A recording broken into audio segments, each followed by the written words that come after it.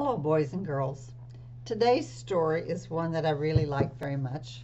It's called Thank You, Mr. Falker by Patricia Polacco. And the story is very true for Patricia, the author. When she was a little girl, she had a very hard time reading. And only in the 5th grade did she meet a teacher who really helped her. And so here comes the story. Thank you, Mr. Falker.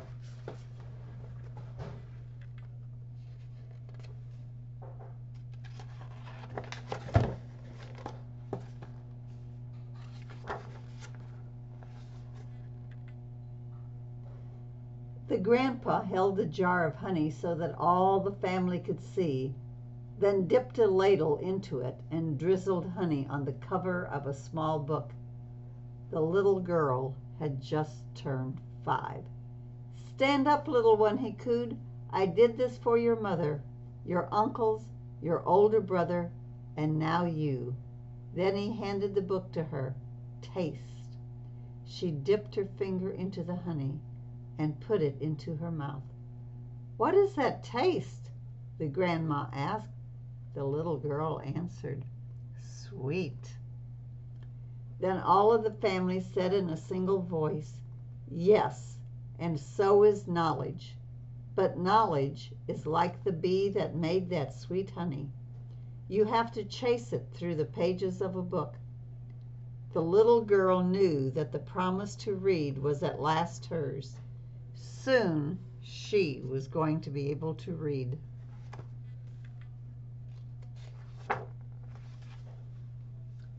Patricia, the little girl in the family, grew up loving books.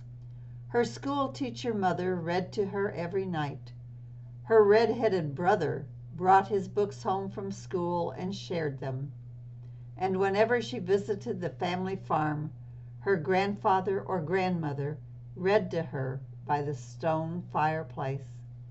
When she turned 5 and went to kindergarten, most of all she hoped to read. Each day she saw the kids in the 1st grade across the hall reading, and before the year was over, some of the kids in her own class began to read, but not Tricia. Still, she loved being at school because she could draw. The other kids would crowd around her and watch her do her magic with the crayons. "In 1st grade, you'll learn to read," her brother said.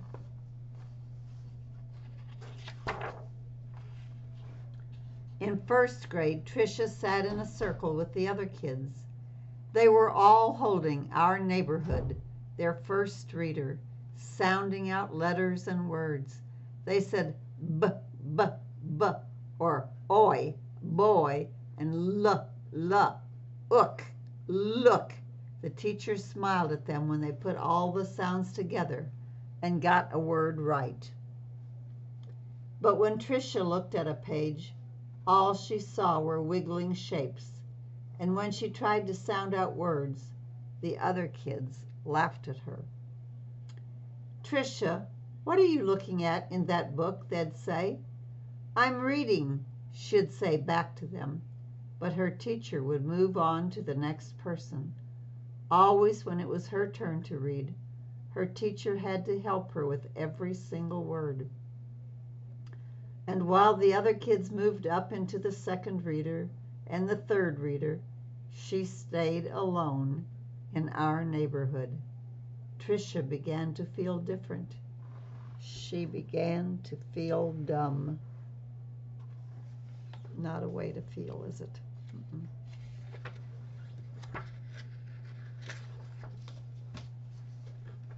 The harder words got for the little girl, the more and more time she spent drawing. How she loved to draw.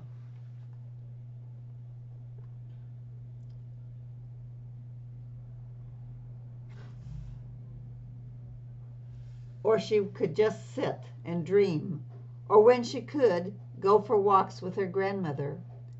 One summer day she and her grandma were walking together in the small woods behind her farm. It was twilight, The air was sweet and warm. Fireflies were just coming up from the grasses. As they walked, Tricia said, "Grandma, do you think I'm different?" "Of course," her grandmother said. "To be different is the miracle of life. You see all those little fireflies?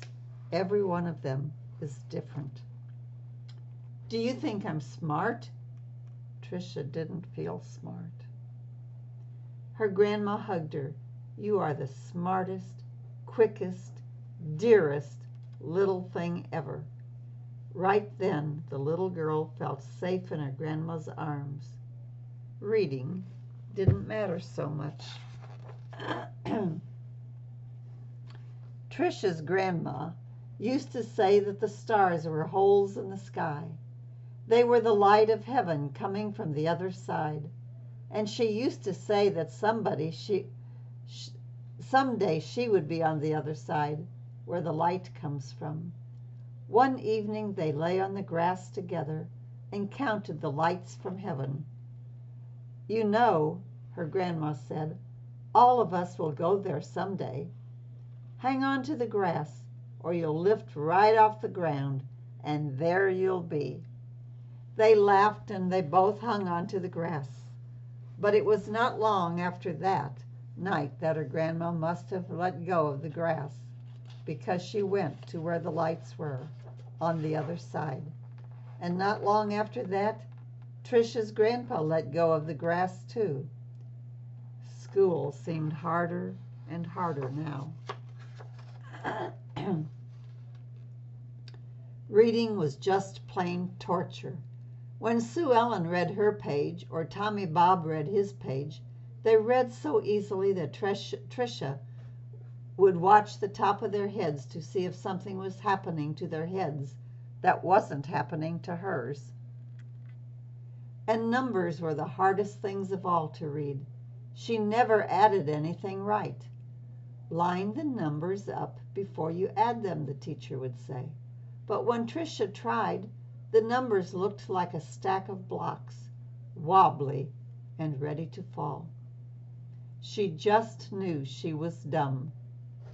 Then one day her mother announced that she had gotten a teaching job in California, a long way from the family farm in Michigan.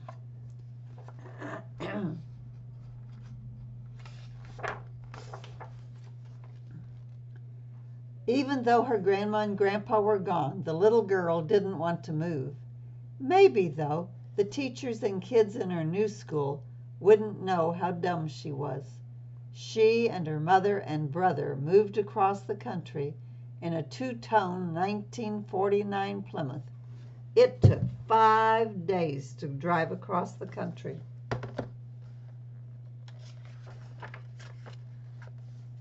But at the new school, it was the same. When she tried to read, she stumbled over words. The cat.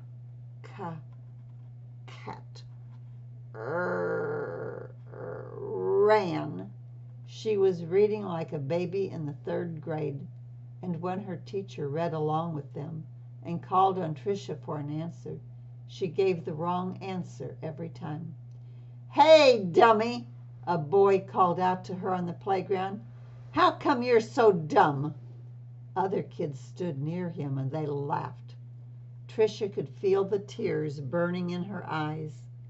How she longed to go back to her grandparents' farm in Michigan.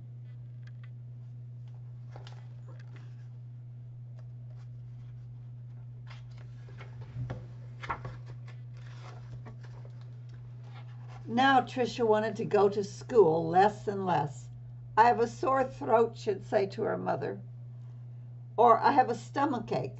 She dreamed more and more, and drew more and more, and she hated school. Then when Tricia started 5th grade, the school was all abuzz. There was a new teacher. He was tall and elegant. Everybody loved his striped coat and slick gray pants. He wore the neatest clothes. All the usual teacher's pets gathered around him: Stevie Joe and Alice Marie, Davy and Michael Lee. But right from the start, it didn't seem to matter to Mr. Faulkner which kids were the cutest, or the smartest, or the best of anything.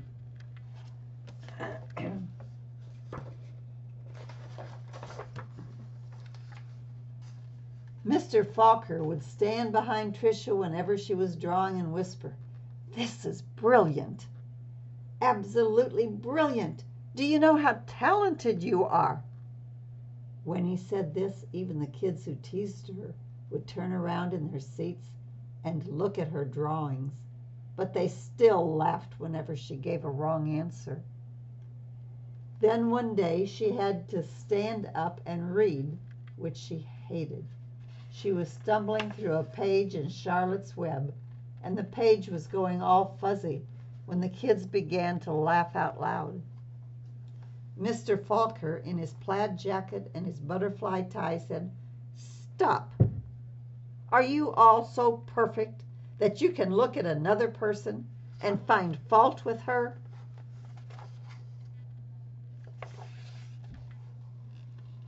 That was the last day anyone laughed out loud or made fun of her. Well, all except Eric. He had sat behind Tricia for 2 whole years, but he seemed almost to hate her, and Tricia didn't know why. He waited by the door of the classroom for her and pulled her hair. He waited for her on the playground and leaned in her face and called her Toad. Tricia was afraid to turn any corner for fear Eric would be there. She felt completely alone. The only time she was really happy was when she was around Mr. Falker. He let her erase the chalkboards. Only the best students got to do that. He patted her on the back whenever she got something right, and he looked hard and mean at any kid who teased her. But the nicer Mr. Falker was to Tricia, the worse Eric treated her. He got all the other kids to wait for her on the playground or in the cafeteria or even in the bathroom, and to jump out and call her stupid or ugly. And Tricia began to believe them. She discovered that if she asked to go to the bathroom just before recess, she could hide under the inside stairwell during free time and not have to go outside at all. In that dark place, she felt safe. But one day at recess, Eric followed her to her secret hiding place. "Have you become a mole?" He laughed and he pulled her out into the hall and danced around her. "Dumbbell, dumbbell, maggoty old dumbbell." Tricia buried her head in her arms and curled up in a ball. Suddenly she heard footsteps. It was Mr. Falker. He marched Eric down to the office, and when he came back he found Tricia. "I don't think you'll have to worry about that boy again," he said softly. "What was he teasing you about, little one?" "I don't know," Tricia said.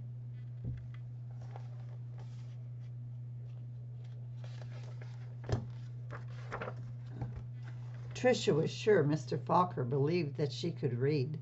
She had learned to memorize what the kid next to her was reading, or she would wait for Mr. Falker to help her with a sentence. Then she'd say the same thing that he did. "Good," he would say. Then one day Mr. Falker asked her to stay after school and help wash the blackboards. He put on music and brought out little sandwiches as they worked and talked.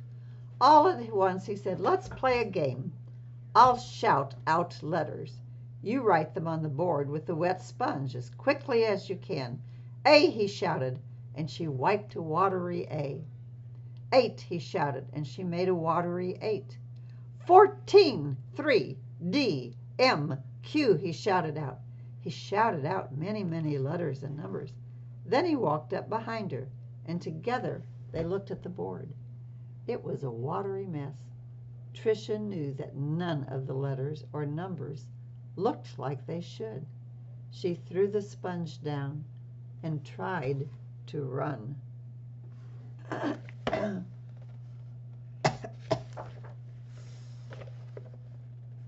But Mr. Falker caught her arm and sank to his knees in front of her. "You poor baby," he said. "You think you're dumb, don't you? How awful for you to be so lonely and afraid." And she sobbed.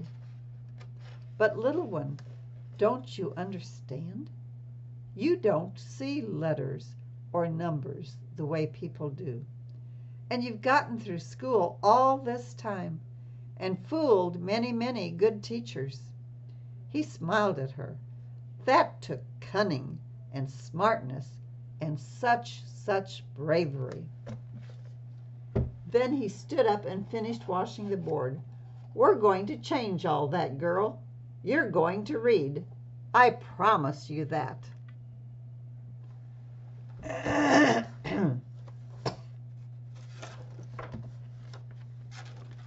Now, almost every day after school, she met with Mr. Falker and Miss Plaisie, a reading teacher. They did a lot of things she didn't even understand.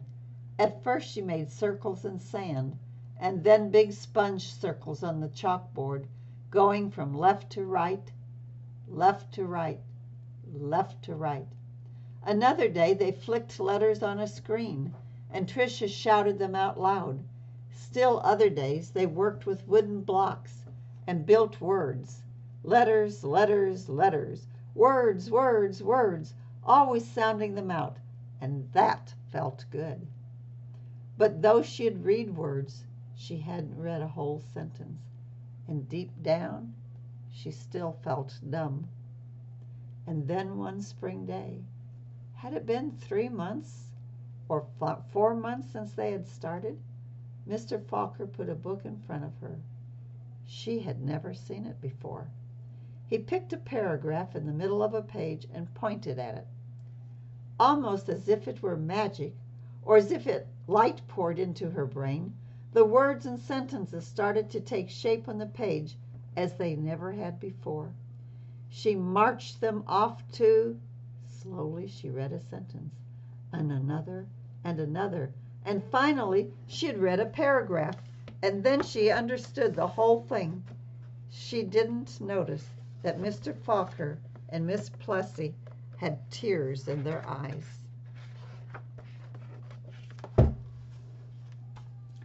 That night, Tricia ran home without stopping to catch her breath. She bounded up the front steps, threw open her front door, and ran through the dining room to the kitchen.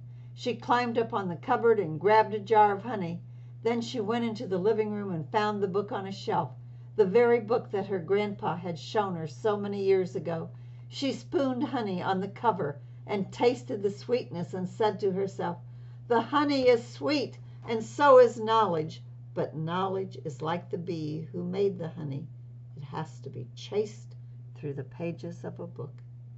Then she held the book, honey and all, close to her chest. She could feel tears roll down her cheeks, but they weren't tears of sadness.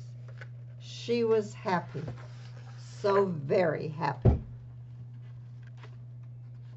The rest of the year became an odyssey of discovery and adventure for this little girl. She learned to love school. I know, because that little girl was me, Patricia Polacco. I saw Mr. Falker again some 30 years later at a wedding. I walked up to him and introduced myself. At first he had difficulty placing me. Then I told him who I was and how he had changed my life so many years ago. He hugged me and asked me what I did for a living. "Why, Mr. Falker," I answered, "I make books for children." "Thank you, Mr. Falker. Thank you." And actually, that is why Patricia wrote this book. She wrote it to honor her 5th grade teacher, Mr. Falker, and to honor all teachers who are able to help children learn to read. And it wasn't that Patricia couldn't learn the things. Her eyes did not see letters and numbers the way most of us do. And so it took Mr. Falker and Miss Plessy a lot of extra work to help her learn what the shapes really meant. And I hope you enjoy this book, boys and girls. It's longer than most of those that I read, but I do love Patricia Polacco. And just think, she can write books now, and that's how much she learned. I will see you in another book.